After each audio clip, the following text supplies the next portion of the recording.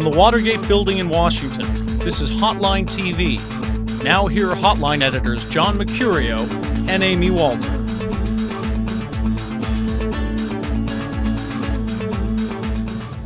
All right, welcome to Hotline TV. It's August. We're not in reruns, but big weekend ahead for the White House candidates.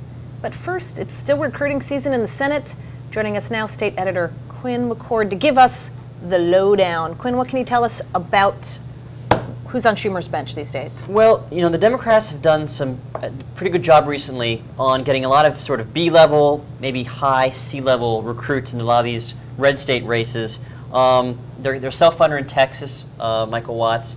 $4 million, is that what he's already put in? Yeah, he's already put in, about $4 million of his own, and he has more. He's filthy rich. And even in places like Kentucky, they're probably going to have someone against Dole soon. No one announced yet. They'll get a decent state legislator in North Carolina. I wouldn't be surprised if in Alaska even they start getting a recruit. Secret weapon. Maybe. Now, who I want to talk about most is, of course, Andrew Rice in Oklahoma. Yes, as do we all. Yeah. Andrew, if you're watching, maybe you can send some more pictures to us. Wait a second. Right? I just want to say that as a male, yeah, I've frankly been very disappointed at a lot of the women in this town, some in this very office, who have gone out of their way to notice what a great-looking guy State Senator Andrew Rice is from Oklahoma. He's so dreamy. You know, haven't we gotten past this point? You know I resent it when I'm treated like a piece of meat. I know. When I'm admired purely for my looks and not what's in the content of my character. I know. So I'm frankly just kind of disappointed that women would talk about what a... You know what, I feel properly chastised. I don't know what to say anymore. I'm sorry. Maybe we can move on and maybe we can talk about women candidates or something. Okay. We can talk about maybe about Jean Shaheen or something. Jean Shaheen, that make... Actually, that is a good... There we go, transition. That is a good... But Jean Shaheen's already married. Actually, Andrew Rice is too. But Bill Shaheen, you know, was alleged to have been telling people that she's 70% of the way into the race, probably going to run. And, you know, we've heard that too. And there was a time, you know, if you check the Hotline TV archives, I think some of us may have been on record as saying she probably wouldn't run. Looks like we may have to revise that. Hey, we're not perfect either. I'm not anyways. I thought you were. But, yeah, so it looks like she's probably going to run. You know, but there's still some Senate shoes. All right, so is that over? So let's say this. If Jean Shaheen runs, John Sununu, #1 most likely incumbent to lose in 2008. Probably. I mean, I hate to say this. I'm already smelling kind of a Bob Casey, Rick Santorum odor to this race. Because she's so far ahead in the polls. You know, anything could happen. It's a small state. You know, little money goes a long way, but it's not looking good for Sununu. Not looking so good. All right. You know, are there any Republicans that we can talk about? If you're over at the NRSC, it's looking a little bit gloomy. Is there anything on the horizon that could give them something to look forward to? Our phones are open. The NRSC is free to call us any day of the week and let us know what sort of good news they have. There's still no one out there. I mean, they're talking about South Dakota. You know, it's looking like South Dakota is easing to become a real race, or at least a race they can talk about.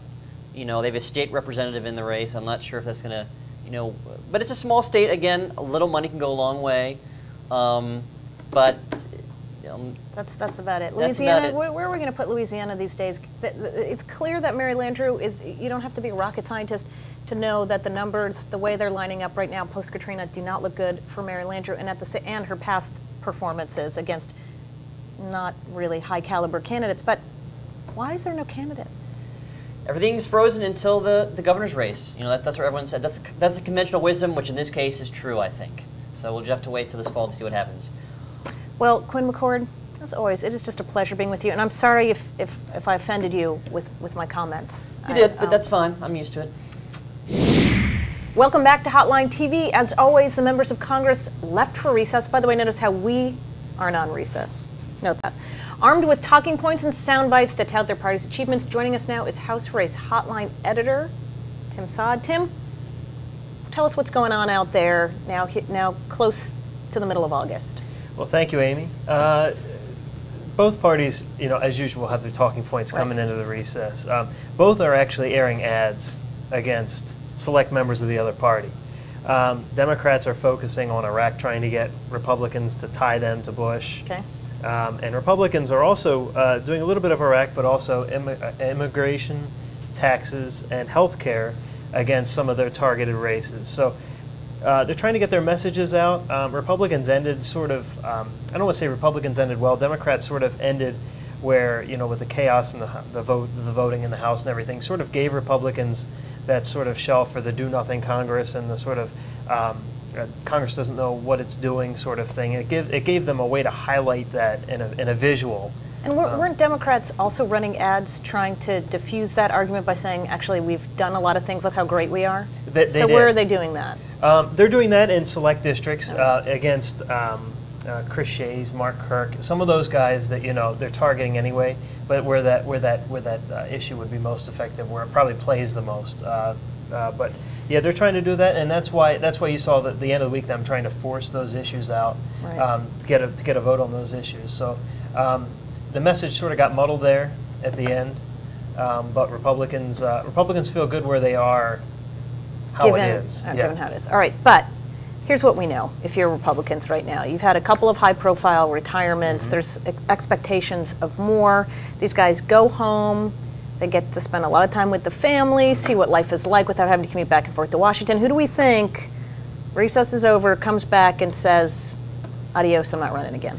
Well, the big worry, or the big waiting, I don't think people are worried about it anymore, is Denny Hastert. They're just over, expecting that, you know, Ralph Regula. In Ohio. They're worried about, there's some others that they're not necessarily worried about, like Barbecue in Wyoming, and John Doolittle and Rick Renzi, both sort of scandal-clad. No one expects them to retire over August, but they're ones that are sort of out there yet. So the question really is Tom Cole encouraging them to retire? That's a very good question. You know, making some phone calls saying, isn't it nice being back? Wyoming's nice this time of year, isn't it? Maybe you should just hang out there. Marilyn Musgrave, any chance that they're getting her to reconsider? No, she looks like she's running. Yeah, she's running again. There's very little buzz out there that she's going to retire, or that they're waiting for something. What about Bill Young? We just don't hear much about him these days, but there still seems to be some buzz, and that district would be very problematic for Republicans. That would be very problematic for Republicans, but there's been talk that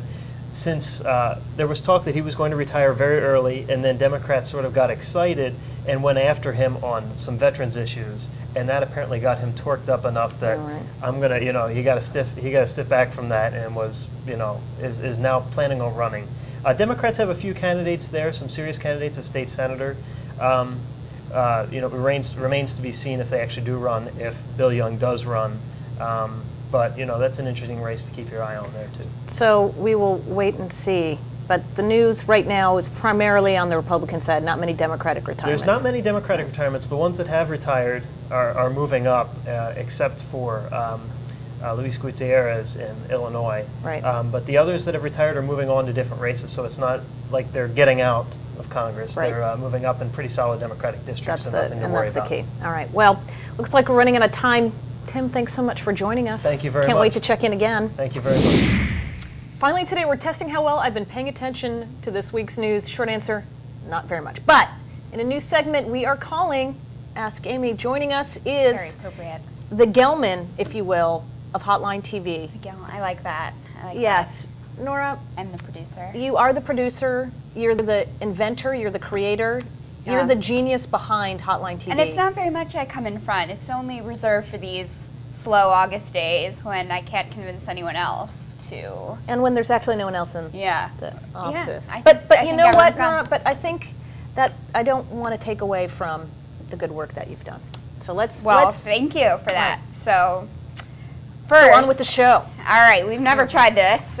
Basically, it's the great part in the August vacation when we can play these sorts of games. Turn it around on our boss. Okay, this week, Elizabeth Edwards announced the following. Okay, let's see. We can't make John black. We can't make him a woman. Okay. A. B. We can't deal with being a subplot. Oh, good point. Or C. We can't have any leverage without Ann Coulter. Those are three I don't know which one to pick. It is true he is white, but remember he is the son of a mill worker. So that might, I don't know if the black and woman thing, but the mill worker might work against that. And Coulter, not around anymore, but I'm sure there's somebody else that we can beat up. Yeah. There's a good lobbyist out there or somebody else that they can blow on. I'm going to go then with B. They're a little bit frustrated about not being in the top tier. Is that well, right? it was actually A.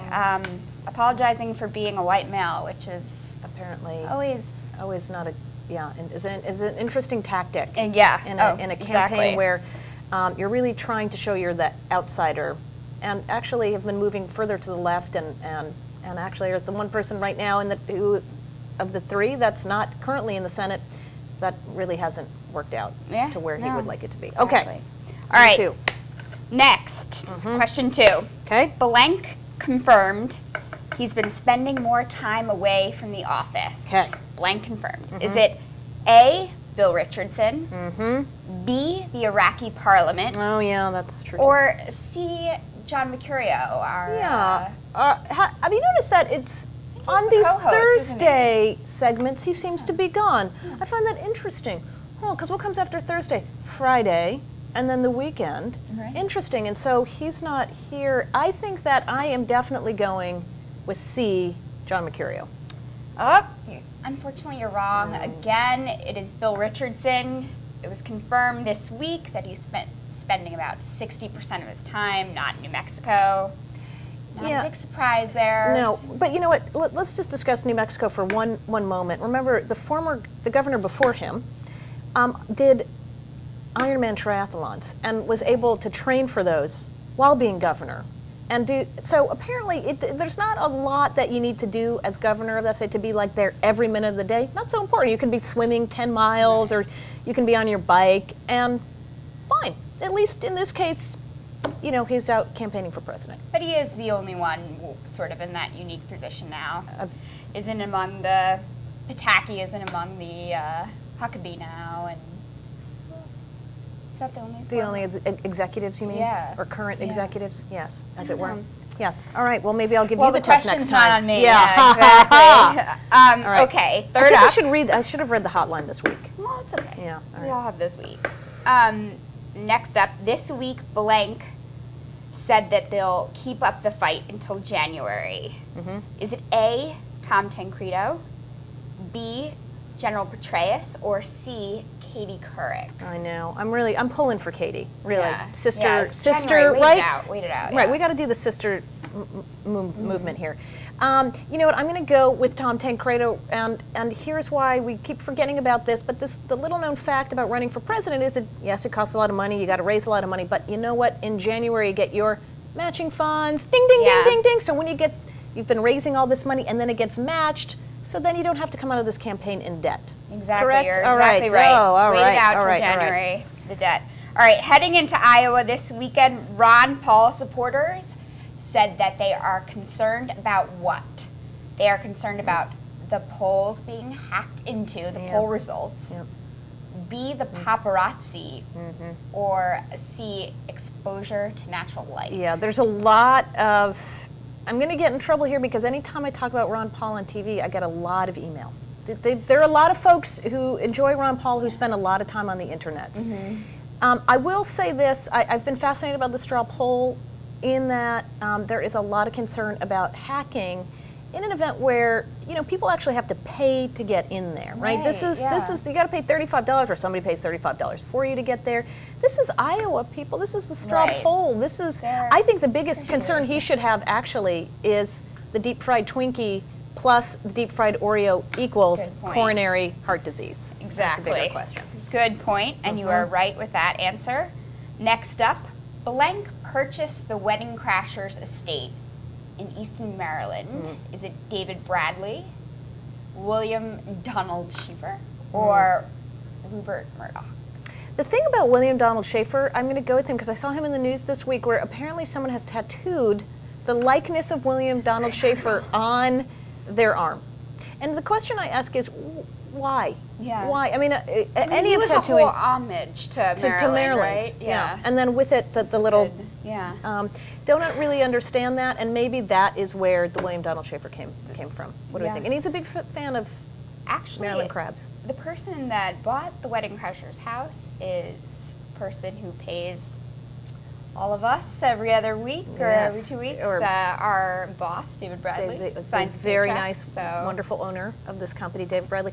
And Easton, Maryland, and we know what we're talking about, right? The movie, The Wedding Crashers, the house on the Eastern Shore. If you can go to the Eastern Shore, I wish we were there right now. Yeah, no, we're still here. And the last question is up. After initially being unsure, blank endorsed their father's campaign this week. Okay. Is it A, Andrew Giuliani, B, Emma Claire Edwards, or C, Romney's sixth child? Ooh, huh. That's not been underreported. Yes, because only 5 of them are in the RV right now. 5 brothers. Here's the thing about kids and parents, right? And this is where I think this issue might get a little bit overplayed, in that it was revealed that Rudy Giuliani's daughter was on the Obama Facebook. Andrew Giuliani, then, is what I'm going to say is the answer, is the one who said, you know what, he's blood, he's my dad, I'm going to support him. I'll throw it in which we'll throw that in the group. But remember, every single family, I don't care who you are, I don't care how functional your family is, when you were 17 years old, think about the things you did. Right. You know, would you have been, if your dad or mom running for president, wouldn't you have been on somebody else's Facebook page? Yeah. I probably would have. Yeah. I definitely would have. I mean, I feel. So I think, you know, that might actually increase sympathy for Rudy Giuliani rather than decrease it. So, all right. I agree. And that was a pretty good segment. Test. I think that's a good test. So I basically got a C. Is that what we're saying? 2 out of? I think that's safe. Right. Remember, C students run the world. Thanks, George. All right. That will do it for today. Thanks for joining us on Hotline TV.